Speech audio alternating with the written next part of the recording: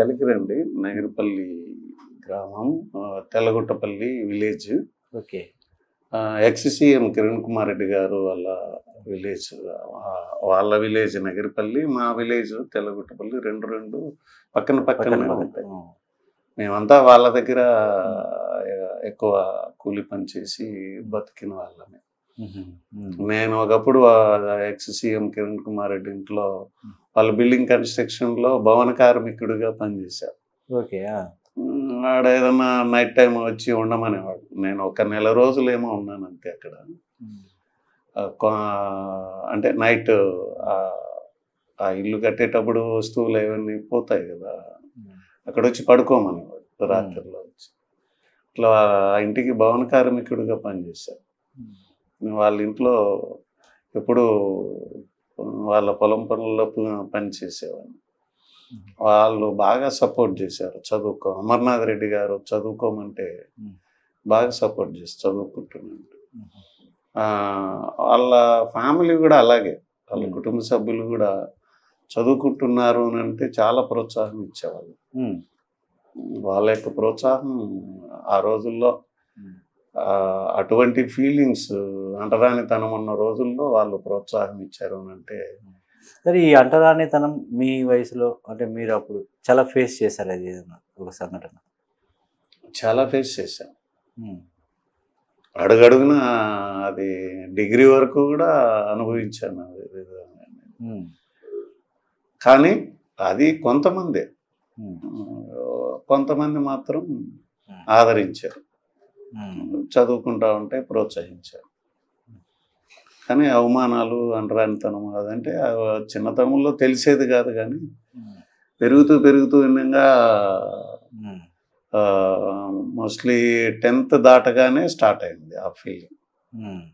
10th వరకు మామూలు సాధారణంగానే గడిచిపోయింది. ఆ ఫీలింగ్స్ ఏం లేదు. వాళ్ళు పెద్దోళ్ళు, మేము పేదవాళ్ళం. ఆ ఫీలింగ్తో ఉన్నాం కాబట్టి ఆ అవమానం అనేది తెలిసేది కాదు. ఏదో అంటూ ఉంటారు, సరేనని అనుకుంటా బాధపడతా వెళ్ళిపోతూ ఉంటాం. మీ పరిస్థితి అప్పుడు ఉన్నటువంటి మీ సిచ్యువేషన్, మీ పరిస్థితి మీ విద్యార్థి దశకు అంటే చదువుకోవాలని ఆ తపన ఎలా వచ్చిందండి? అంటే నేచురల్గా అండి, అది జీన్స్లో వస్తుందండి. తల్లిదండ్రుల్లో నుంచి ఆ యొక్క ఒరిజినాలిటీ అనేది స్వతహాగా అక్కడి నుంచి ట్రాన్స్ఫర్ అవుతుంది జీన్స్ అనేది. మా నాన్నగారు 6th క్లాస్ వరకు చదువుకున్నాడు. ఆ ఊరి గ్రామ పెద్ద చదివించాడు. మా నాన్న కూడా అనాథగా పెరిగిన తనే, కానీ గ్రామ పెద్ద చదివించాడు. మా అమ్మగారు కూడా 5th క్లాస్ వరకు చదివారు. మా అమ్మగారు కొద్దిగా డబ్బున్న వాళ్ళ కుటుంబంలో పుట్టిండేదే.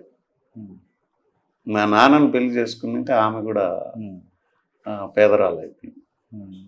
వాళ్ళిద్దరూ ప్రేమించి పెళ్లి చేసుకున్నారు. Love marriage.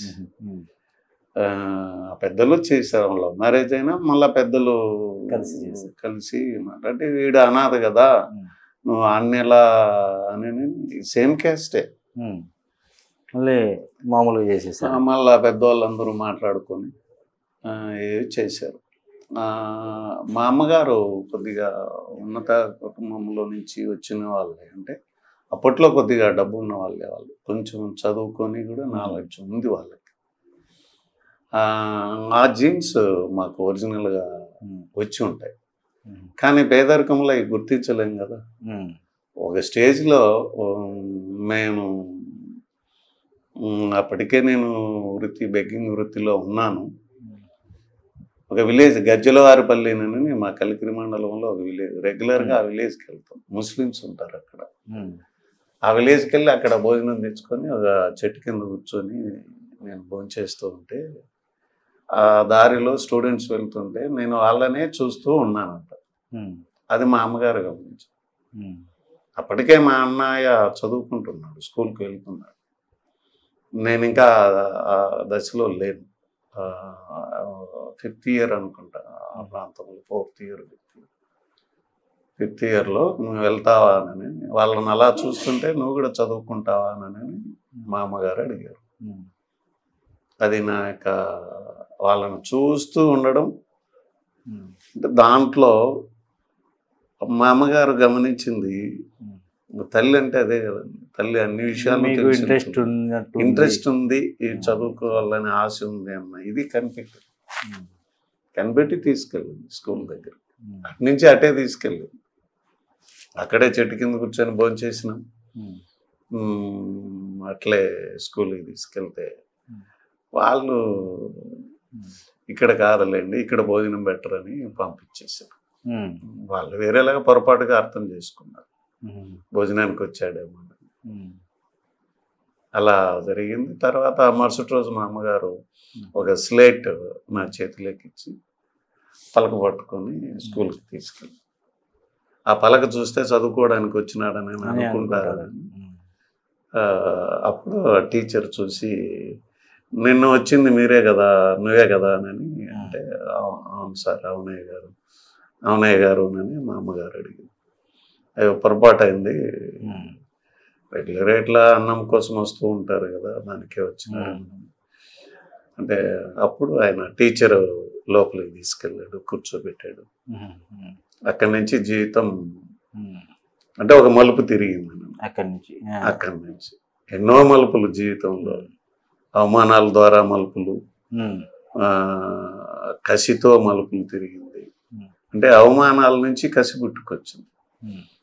అంటే అవమానాలు ఏం చెడ్డవేం కాదు, నాలో కసి పుట్టేటట్లు చేసింది.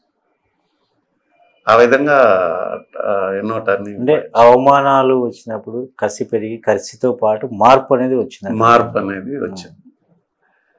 అంటే నిజంగా ఎన్ని అవమానాలు కాబట్టి, ఇప్పుడు శిల్పి ఉన్నాడు, ఎన్ని దెబ్బలు కొడితే రాయికి అంతగా విగ్రహము తయారవుతుంది, దేవతా విగ్రహం.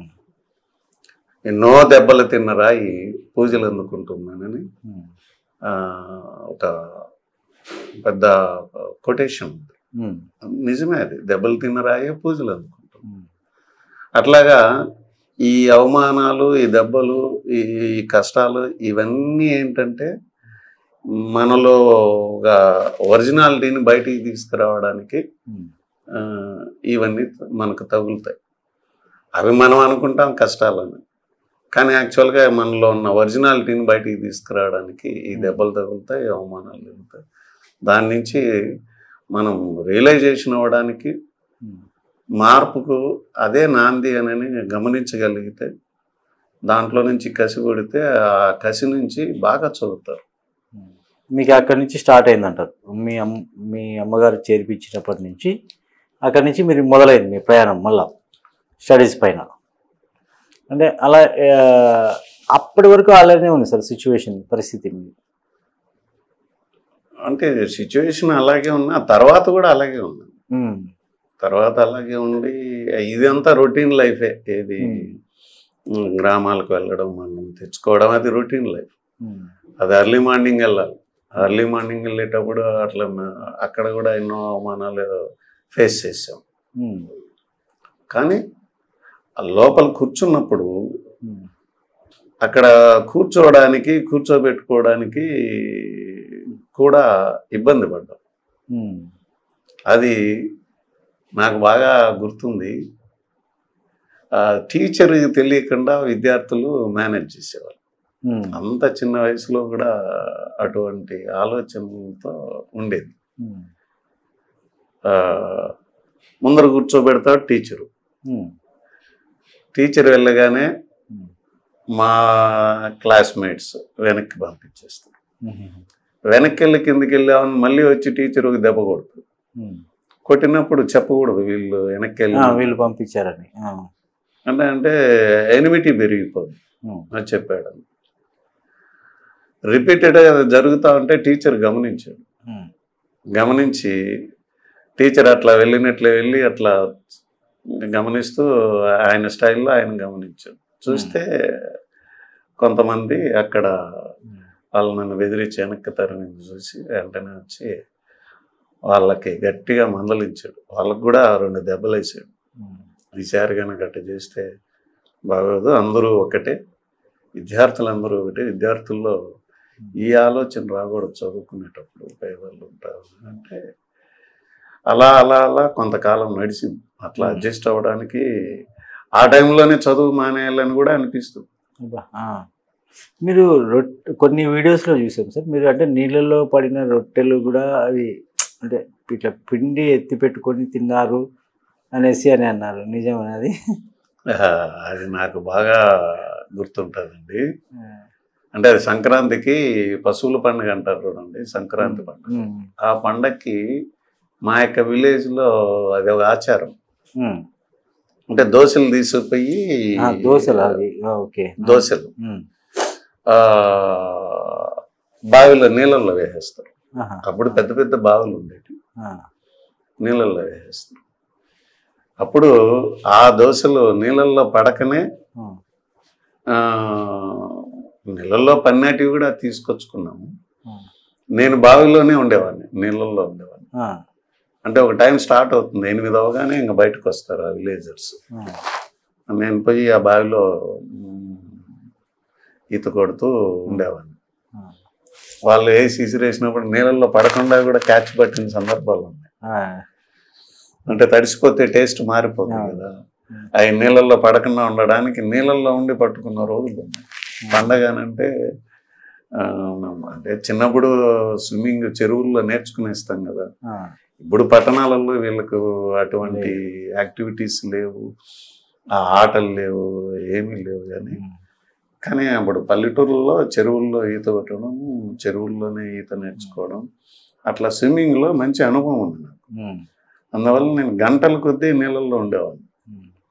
వాళ్ళు సుమారు 1.5 2 గంటలు పడుతుందండి.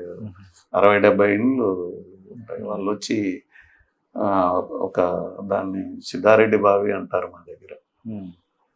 నేను ఆ బావిలో ఉండి చేసేవాడిని. కొన్ని తీసుకుపోయి తడవకుండా పట్టుకున్నట్టు ఒకటి గాను, తడిచినట్టు కూడా తీసి స్టెప్స్ పైన పెట్టుకొని దాన్ని బాగా ప్రెస్ చేసి ఇంటికి తీసుకెళ్ళాను. ఇంట్లో చట్నీ చేసుకొని అవి అలా తినేవాడు. సరే, అంటే మీరు డిపార్ట్మెంట్లోకి ఎప్పుడు ఎంటర్ అయ్యారు, ఈ పోలీస్ డిపార్ట్మెంట్లోకి? నేను 1991 అండి. నేను 1991 బ్యాచ్. దానికి వెళ్ళడానికి కూడా మా ఇంట్లో వాళ్ళు డబ్బులు లేక ఇబ్బంది పడుతూ ఉంటే జస్ట్ 350 రూపీస్తో నేను హైదరాబాద్ చేరుకున్నాను. 350 రూపాయలతో, 75 రూపీస్ బస్ ఛార్జ్ ఆ రోజుల్లో.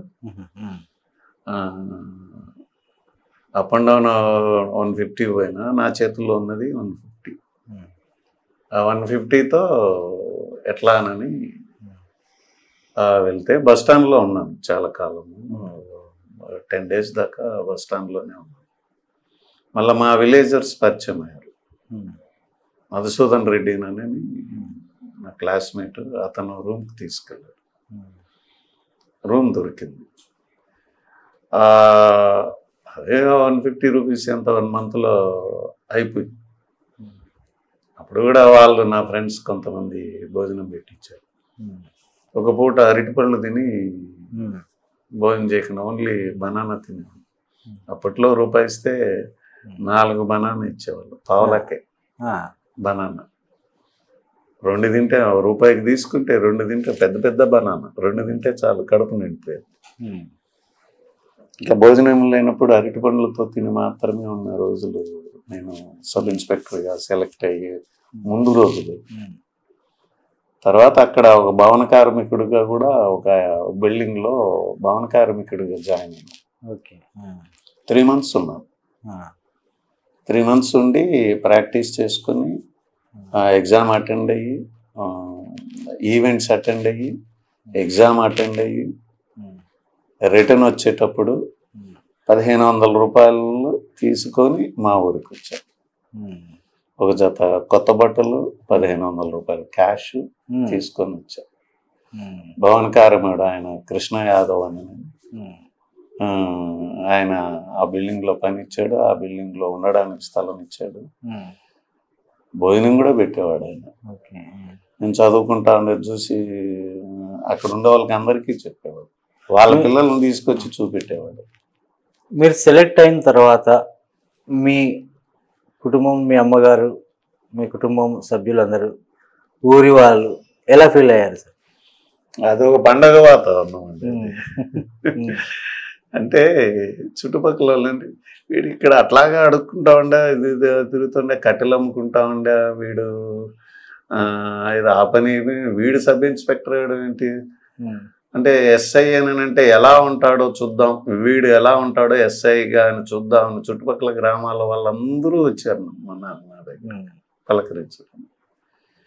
అప్పుడు మా తల్లిదండ్రులు ఆనందం చూడాలి. ఒకరింటి ముందర అట్లా నిలబడి పని కోసం అన్నం కోసం ఉన్న రోజులు పోయి వాళ్ళందరూ పలకరించడానికి వచ్చారు చూడండి. అప్పుడు ఉన్న ఆనందం వాళ్ళది ఎంతో సంబరం. అందరూ వచ్చి పలకరిస్తుంటే అది చెప్పలేని ఆనందం, కోలాహలంగా ఉండింది. ఇప్పుడు అదే ఎస్ఐ ర్యాంక్ నుండి ఇప్పుడు అడిషనల్ ఎస్పీ వరకు వచ్చారు. ఈ అడిషనల్ ఎస్పీలో మీరు కొనసాగుతున్నారు కదా సార్ ఇప్పుడు ప్రజెంట్. ఇప్పుడు ఆ తరానికి ఈ తరానికి అంటే అప్పుడు మీరు అనుభవించిన పరిస్థితులను బట్టి, అప్పుడున్న స్థితిని బట్టి మీరు ఒక పొజిషన్కి అయితే వచ్చేసారు. కానీ ఇప్పుడు యువతరం ఎలా ఉంది అంటే మీరు ఏమంటారు? అప్పటికి ఇప్పటికీ తేడా ఏంటంటే అండి, అప్పట్లో టీవీలు లేవు, సెల్ ఫోన్లు లేవు. అమ్మ ఏదన్నా చెబితే అదే కరెక్ట్ అని నమ్మేవాళ్ళం. మనకేం తెలియదు కదా, చిన్నపిల్లలకి ఏం తెలుస్తుంది.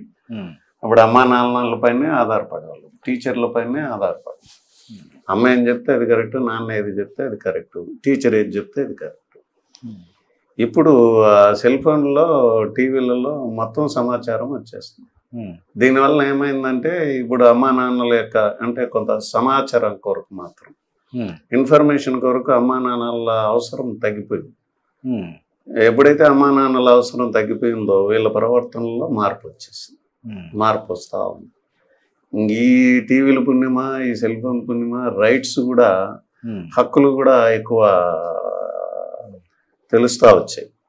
దాంతో వీళ్ళు హక్కుల్ని మాట్లాడడం మొదలెట్టారు, అలా వచ్చేస్తుంది. అంతేకాకుండా ఈ తల్లిదండ్రులు కూడా పిల్లల్ని బాగా సుఖంగా పెంచడం స్టార్ట్ అయింది. అక్కడి నుంచి కొద్దిగా దాన్ని ఏమంటారు అంటే వ్యామోహం అంటారు, దాన్ని ఏమంటారు అంటే ఎక్కువ అతి ప్రేమ అంటారు. ఇవన్నీ ఎక్కువైపోయి తల్లిదండ్రులు మా బిడ్డలు ఏం కష్టపడకూడదు అన్న తత్వం ఈ మధ్య కాలంలో ఎక్కువ డెవలప్ అయింది. 25 yearsగా అది స్టార్ట్ అయింది.